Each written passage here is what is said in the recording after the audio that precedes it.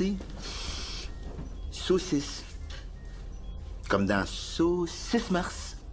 Je vais le faire, moi, le speech au terrien. Je suis scientifique. C'est moi qui ai le plus de crédibilité. Vous déposez vos fesses là-dessus, je recule les dates 4 pouces. Lâchez-moi, saleté de E.T. Hey, d'où Flavie? Arrêtez! On vit des moments intenses. On a besoin de rester zen! Sinon, je vous envoie tous en thérapie de groupe. Non.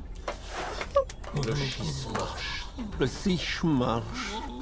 Le 6e jour du 3e mois. Retour de la sonde numéro 5.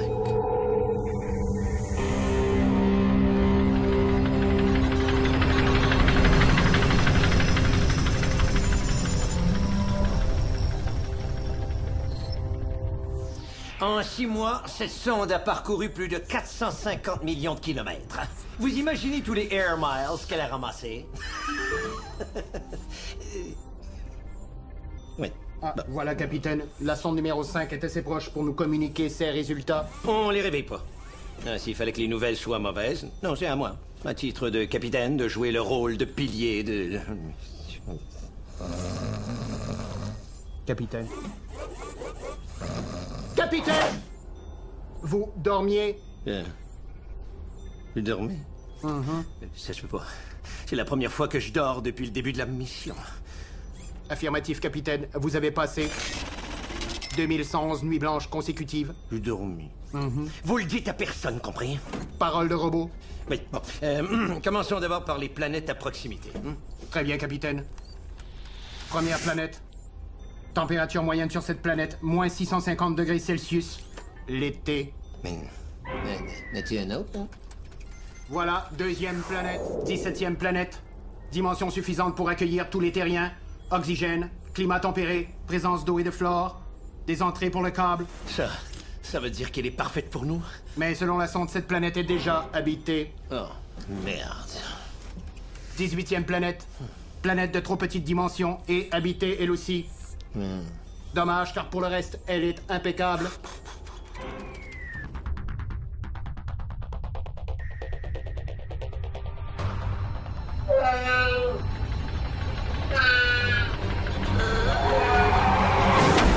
Qu'est-ce que c'est que ça? La sonde est sortie de sa trajectoire, capitaine. Elle a percuté un objet de nature inconnue. C'est notre dernière sonde. On peut pas la perdre. Désengagez son système de pilotage automatique. On va la diriger manuellement. Son ordinateur de bord ne semble plus fonctionner, capitaine. Elle se dirige tout droit vers cette petite planète.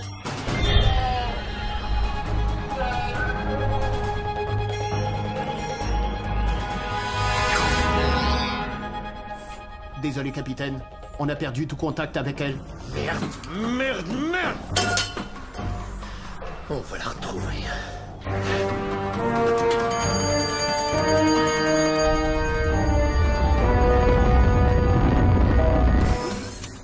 Vous nous faites tuer avec votre maudite sonde. Elle a été détruite en traversant l'atmosphère de la planète. Bref, descends encore un peu. Pas toi le vaisseau. Oh, OK. Pourquoi on laisse pas faire la sonde pis on s'installe pas sur cette planète-là? Elle est parfaite. Assez grande pour déménager tous les terriens, même les pauvres. Elle a de l'eau. Cette planète est habitée et on va pas chasser sa population pour la remplacer par des terriens. Vous puis vos maudits principes. Mais si on n'a pas accès aux analyses de cette sonde, comment on va faire pour la trouver, la bonne planète? Capitaine, tout d'un coup que la tête de pu a raison. On dit pas pu. On dit production pathologique liquide. Capitaine, tout d'un coup que la tête de production pathologique liquide a raison. La sonde a peut-être été détruite. Y a rien qui nous le prouve. C'est des maîtres, mais c'est peut-être juste un problème avec l'ordinateur de bord. On va descendre sur cette planète et retrouver cette foutue sonde. Qui est le capitaine ici? C'est lui. Pedrolia, rapport toponymique. Bon, la petite planète, je l'ai baptisée crème hydratante pour le visage soulage la peau sèche. Ce nom est complètement ridicule. Hey, écoutez bien, Charlie. Depuis le début de la mission, on a baptisé 735 000 planètes. Plus les galaxies, plus les constellations. Je sais plus quoi inventer, moi. C'est sûr que si vous aviez déjà trouvé la planète qui faisait l'affaire, on n'aurait pas ce problème-là aujourd'hui. Ouh, je sens beaucoup de tension dans l'air. OK, tout le monde, un petit cri primaire. plus tard, ok, Valence? Oui. Voici mes ordres. Nous descendons sur shampoing revitalisant pour les cheveux gras, combat les pellicules. Crème hydratante pour le visage soulage la peau sèche. Ben oui, c'est ça que je voulais dire, là. Flavien a identifié la zone à explorer. Oui, la sonde s'est écrasée dans un secteur inhabité de 2 km². Descendre sur cette planète comporte des risques. Mais, comme dit le proverbe, il faut prendre le taureau par les cornes parce que par la queue, il aime pas ça. Oui, bon. Question. Action.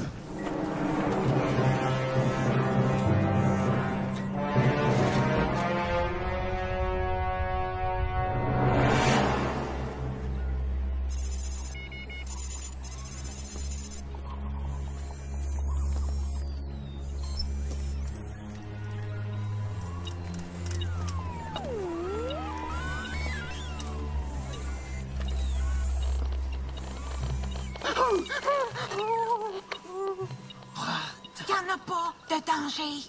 Je prends de l'avance.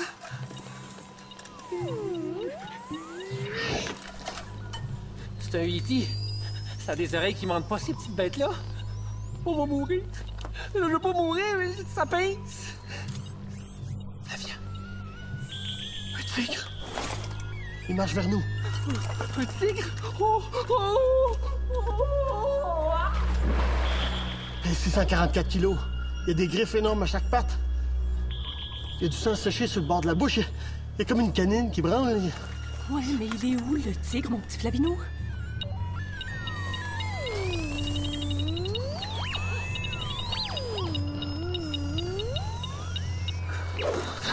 Dans la jungle.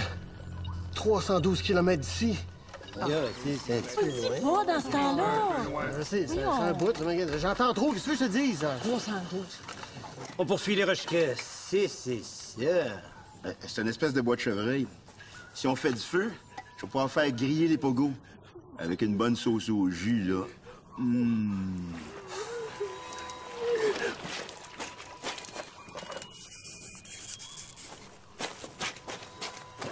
Au secours, pis pitié, s'il vous plaît. Taisez-vous, c'est rien qu'une censure.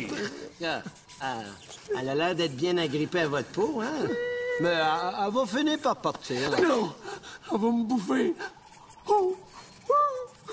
Mais allez-vous vous la fermer? Vous allez me faire repérer!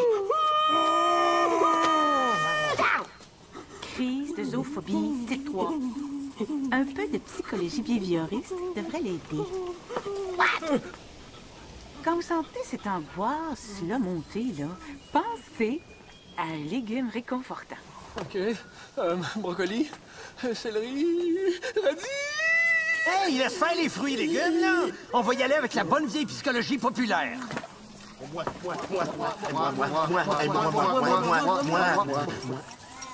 Serge, vous, celui qui rouille, là. Psychopop, psychopop, la la la! C'est pas de la psychologie populaire, ça! C'est de la psychologie et c'est très populaire. Allez, on prend les recherches. Oh, ouais, mais Qui est le capitaine ici? On continue. Capitaine, regardez ce que je viens de trouver. On est revenu à notre point de départ. On a fait le tour du secteur. Il n'y a pas de sonde ici.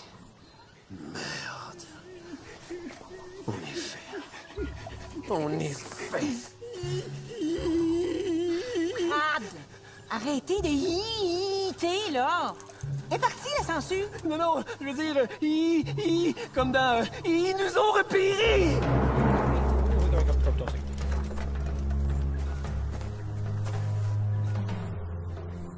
Pas de provocation, compris?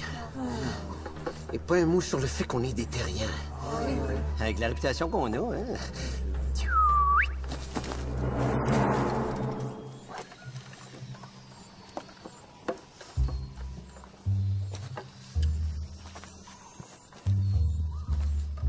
Salut.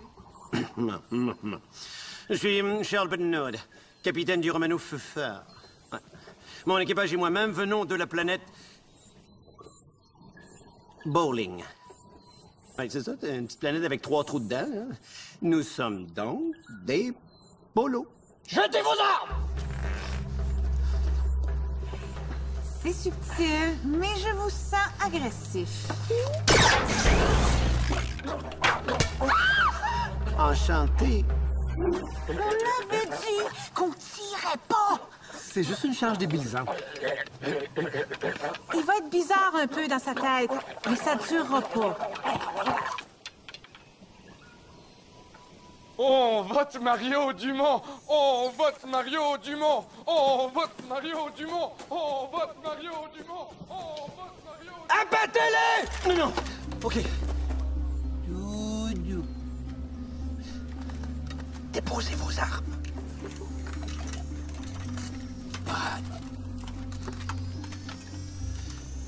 Nous sommes simplement à la recherche de notre sonde, qui est tombée d'en haut. Une sonde. C'est un engin volant qui visite des planètes et qui nous dit lesquelles sont intéressantes.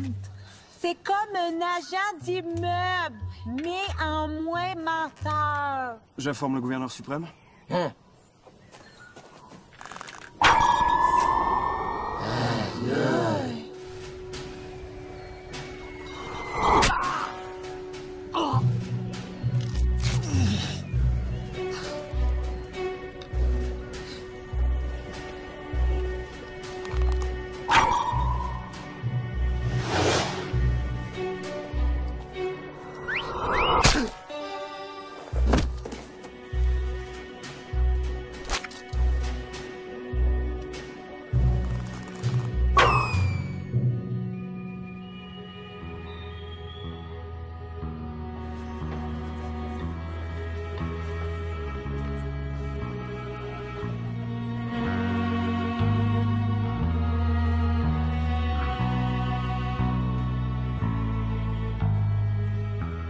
Allez. Mais il ne se passe strictement rien. Oh, mais attendez, comme vous nous l'avez demandé, nous avons muni cet engin d'une 2e vitesse.